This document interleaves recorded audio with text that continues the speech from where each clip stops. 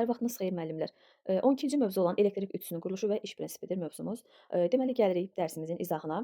Elə ilk sizə deyim ki, ilk hissədən bizi 2 nüans qarşılayır ki, biri ütü nə zaman kəşf edilmişdir, bir də elektrik ütüsü neçənci əsrdə yaranmışdır. Deməli, əgər bizdən soruşsa ki, ütü neçənci əsrdə icad olunub, yəni kəşf edilib, icad olunub, deyirik ki, 17-ci əsrdə. Deyirik 17-ci əsrdə. Bəs bizdən soruşsa ki, elektrik ütüsü hansı əsrdə, neçənci əsrdə yaradılıb, o zaman deyirik ki, 20-ci əsrdə elektrik ütüsü yaradılmışdır. Amma adi ütünün kəşfi, icadı 17-ci əsrə dayanır. Ütü nədir bəs? Ütü parçadan hazırlanmış əşyaların qırış vəziklərini hamarlamaq üçün nəzərdə tutulan bir məişət əşyasıdır. Daha sonra elektrik enerjisinin yaranması ilə elektrik ütüsünün kütləvi istehsalına başladı. Deməli, elektrik enerjisi yarandı və bu sayədə də artıq elektrik ütüləri kütləvi şəkildə istehsal edilməyə başladı.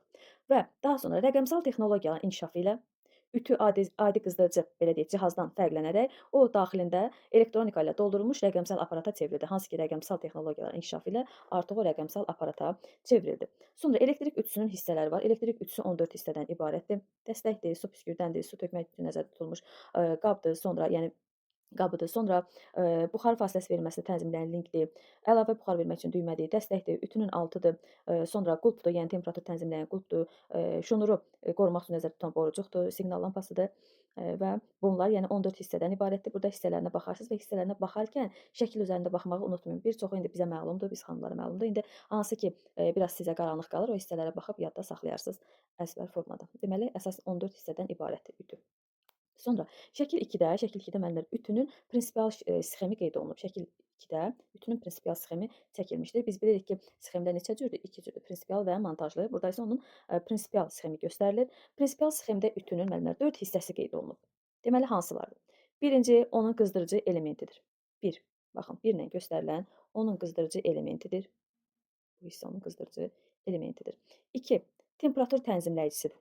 2. Temperatur tənzimləyicisidir. 3. 3 siqnal lampasıdır. Siqnal lampası.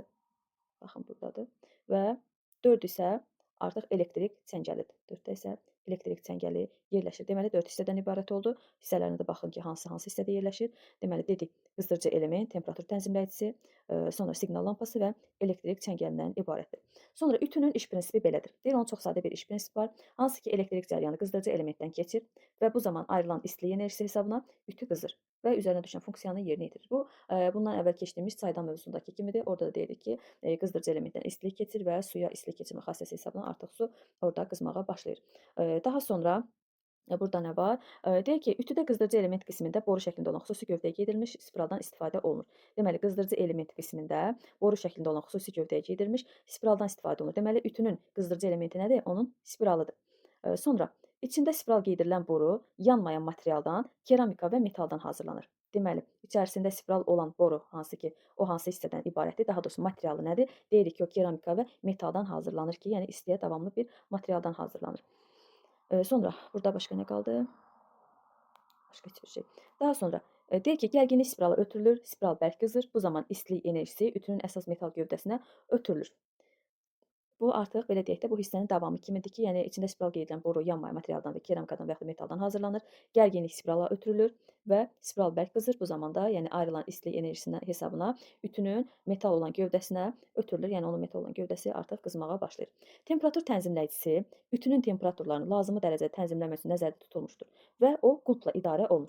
Deməli, temperatur tənzimləyicisi nədir? Hansı ki, burada ütünün belə baxın, görürsünüz, burada bir qulp var. Onunla idarə olunur. Temperatur tənzimləyicisinin burada belə deyim, şəkil A-da şəklini veriblər, göstərir burada. Temperatur tənzimləyicisi, lövhəcik qaldıran mil, bimetal lövhəcik və kontaktlar bloku. İndi burada nə var? Deyir, temperatur tənzimləyicisi ütünün temperaturunu lazımi dərəcədə tənzimləməsi üçün nəzərdə tutulmuşdur. Nə? Temperatur tənzimləyicisi. Və o deyir, qulpla idarə olunur. Deməli, temperatur tənzimləyicisi nə ilə idarə olunur? O qulpla idarə edilir. Sonra tənzimləmə ütü ilə iş zamanı temperatur verilən həddən aşağı olanda qızdırıcı elementə qoşulması və yüksələndə açılmasıdır. Yəni tənzimləmə necə prosesdir? Tənzimləmə odur ki, ütü ilə iş zamanı temperatur verilən həddən aşağı olanda qızdırıcı elementə qoşulması və yüksələndə isə artıq o, belə deyək, temperatur tənzimləyicisinin açılmasından ibarətdir. Yəni ütü bilirsiniz ki, fasilələrlə işləyir. O biraz həddən artıq qızanda oradan belə deyək, bir proses baş verir. İndi onu sizə danışacağam.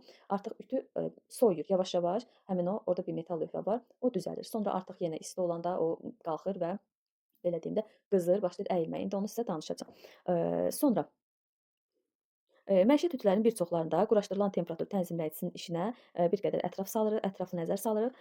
Deməli, onun əsas komponenti nədir? Onun əsas komponenti istilikdən asılı materialdan, deməli, istilikdən asılı materialdan, yəni bimetaldan hazırlanmış lövhəcikdir. Deməli, temperatur tənzimləyicisinin əsas komponenti nədir? Deyirik ki, istilikdən asılı olan materialdan hazırlanmış lövhəcik, bimetal lövhəcikdir. Sonra bu lövhəcikdə lazımi temperatur əl ilə tənzimlənir. Bu lövhəcikdə lazım olan temperaturu əl ilə tənzimlənir. Qızdırıcı elementlə istilik təmasında olan lövhəcik qızdırıcı elementin elektrik dövrəsini qapayan və açan kontaktlar blokunu idarə edir. Deməli, qızdırıcı elementlə istilik təmasında olan lövhəcik qızdırıcı elementin elektrik dövrəsini, qızdırıcı elementin elektrik dövrəsini açan və qapayan kontaktlar blokunu idarə edir. Deməli, necə deyirik bu zaman? Deyirik ki, elektrik dövrəsini qapayan və açan kontaktlar blokunu idarə edir bimetal lövhəcik. Deməli, bunu idarə edir bimetal lövhəcik. Sonra şəkil A-da dediyimiz kimi temperatur tənzimləyicisini göstərir. Şəkil B-də temperatur tənzimləyicisinin sxemini göstərir. Temperatur tənzimləyicisində hansı hissələri verir? Şəkil A-da bayaq demişdim, temperatur tənzimləyən mil. Deməli, bu hissə temperatur tənzimləyən mil. Lövhəciyi qaldıran mil və kontaktlar bloku qeyd olunmuşdur, göstərilmişdir. Deməli, indi artıq burada bütün belə deyək, işləmə prosesini danışır. Deyir ki, ütüdəki kontaktlar bloku 2 elastik kontakt lövhədən ibarətdir. Ütüdəki kontaktlar bloku, hansı ki bu hissə, bir dəqiqə. Deməli, hansı ki bu hissə kontaktlar bloku 2 elastik kontakt lövhəcikdən ibarətdir. Və onlar belə deyək, deməli bundan ibarətdir. Sonra 4 və 5 sxemdə göstərir ki, 4 və 5, baxın, kontaktlar bloku digər sxemdə göstərib 4-dən 5, deməli nədir? 2 elastik kontakt lövhədir. Baxın, burada olan 4 və 5-i nəzərdə tutur. Sonra yuxarı kontaktda bir metal lövhəyə dirənən mil bərkidilib. Yuxarı kontaktda bir metal lövhəyə dirənən mil bərkidilib. Bunu göstərir. 1. Lövhənin bir ucu ütünün altına birləşdirilir. Lövhənin bir ucu ütünün altına birləşdirilir, amma deyir digər ucu boş qalır. Biri lövhənin altına birləşdirilir, digəri isə boş qalır. Sonra əgər ütü soyuqdursa, 4 və 5, bayaq göstərdim, 4 və 5 kontakt lövhəcikləri dövrəni qapar. Və bu zaman ütünün qızdırıcı elementindən, altıda göstərib qızdırıcı element burdadır demək ki.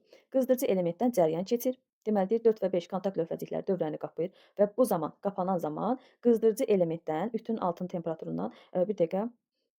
Deməli, dövrəni qapır. Bu zaman ütünün qızdırıcı elementdən elektrik cəryanı keçir.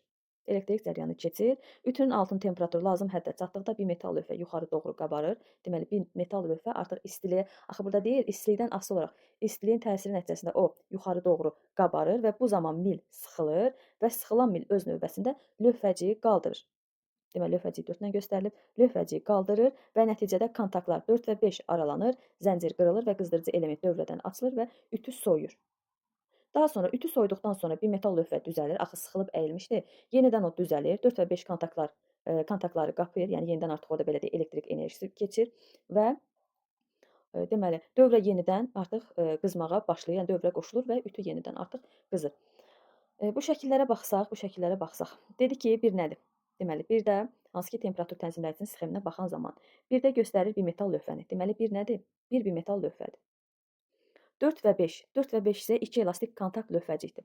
4 və 5. Baxın, bu hissə və bu hissə 4 və 5. Kontakt lövhəcikdir. Özü də 2 dənə. Sonra 6 qızdırıcı elementdir. Baxın, burada olan 6 qızdırıcı elementidir ütünün. 4 isə mildir. 4 də göstərilən isə, yəni mildir. Mil sıxılır, mil 3-dədir, üzr istəyirəm, mil 3-dədir, 4 və 5-də isə, deməli 4 və 5-də isə kontakt lövhələrdir, 3-də isə mildir. Deməli, ütünün prinsipini, iş prinsipini belə izah etsək ki, dedik qızdırıcı elementdən istilik keçir, daha sonra orada həmin olan o kontakt lövhələr dövrəni qapır, bu zaman qızdırıcı elementdən elektrik cəryanı keçir, temperatur belə deyək, artıq yetərli həddə qədər çatdıqda, orada olan hansı ki bir metal lövhə var. O bir metal lövhə yuxarı doğru qabarır. İstilikdən asılı olduğu üçün ona istilik belə deyək, artıq yetəri qədər həddə çatdıqda, qızdıqda o bir metal lövhə yuxarı doğru qabarır. Və bundan sonra orada olan mil, hansı ki mil, bunlar sıxılır və sıxılan mil öz növbəsində lövhədən aralanır. Öz növbəsində lövhədən aralanır və lövhəcik qaldırılır. Nəticədə bu kontaktlar blokunda olan hansı ki bir-biri ilə yaranan dövrə aralanır və artıq ütü soymağa başlayır. Ütü soyandan sonra yenidən o bir metal lövhəcik düzəlir, belə deyək, axı sıxılaraq yuxarı qabarmışdı və yenidən kontaktlar bloku qapanır və belə deyək, dövrədə artıq elektrik enerjisi keçir və ütü yenidən qızır. Bu da belə. Sonra nə qaldı burada? Mütəmadi olaraq təkrarlanan bu proses ütünün altının temperaturunu tənzimləyən qulpun, yəni orada göstərilir 2, köməyi ilə lazımi həddə saxlanılır. Hansı ki 2 də deməli temperatur tənzimləyicisinin qulpudur. Deyək ki, nəyə görə mütəmadi? Çünki bayaq dediyim kimi ütü qızır bir həddə qədər çatanda artıq o avtomatik olaraq sönür. Bu da bayaq səbəbini açıqladıq. Sonra yenidən artıq bir balaca ütü soyandan sonra yenidən kontaktlar bloku qapanır və ütü yenidən qızır, yenidən soyur. Ona görə də ki, mütəmadi olaraq bu proses davam edir. Və ütünün altının temperaturunu tənzimləyən, yəni bu ütünün altının temperaturunu tənzimləyən qulpun köməyi ilə lazımi həddə gətirib çıxarda bilərik, lazımi həddə saxlaya bilərik. Sonra parçanın növündən asılı olaraq ütülənmə temperaturu dəyişir. Elə bu səbəbdən də qulpun üzərində müxtəlif temperaturlar qeyd olunur. Və deyir temperatur tənzimləyicisinin qulpunu sadə əqrəb istiqamətindən və əksinə fırlatmaq imkanına malikdir. Deməli temperatur tənzimləyicisini həm sadə əqrəbin əksinə, həm də sadə əqrəb istiqamətinə fırlatmaq olar.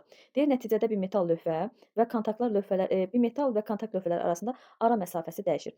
Deməli, temperatur tənzimləyicisinin qulpunu sadə əqrəb istiqamətinə, həm də sadə əqrəb istiqamətinin əksinə fırlatdıqda bir metal və kontakt lövhələr arasındakı ara məsafəsi dəyişir. Ara məsafəsi dəyişir ki, təbii ki, orada temperatur tənzimlənir də, ola bilər ki, 200, 300, yəni dərəcələrə qədər dəyişir və bu zaman onların arasında olan ara məsafəsi dəyişir. Sonra, bu isə ütünün kontaktlarının qapanmasına və açılması zamanı arasındakı, belə deyim, vaxta təsir edir. Yəni kontaktların qapanması və açılması arasındakı vaxta təsir edir. Əgər ara məsafəsi azdırsa, bir metal lövhə kontaktları aşağı temperaturda açır.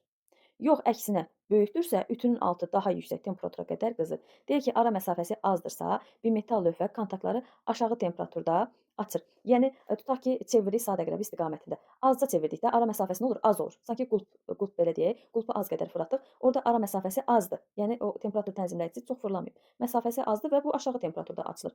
Yox, deyirsiniz bunu, yəni ara məsafəsi çoxdursa, yəni yetəri qədər, belə axıra qədər, belə deyək, vurmuşuqsa, o temperatur tənzimləyicisinin qulpunu axıra qədər sıxmışıqsa, bu zaman deyir, temperatur yetəri qədər yüksək olacaq. Çünki artıq biz o qulpu yetəri qədər yüksək bir temperaturun üzərinə gətirmişik.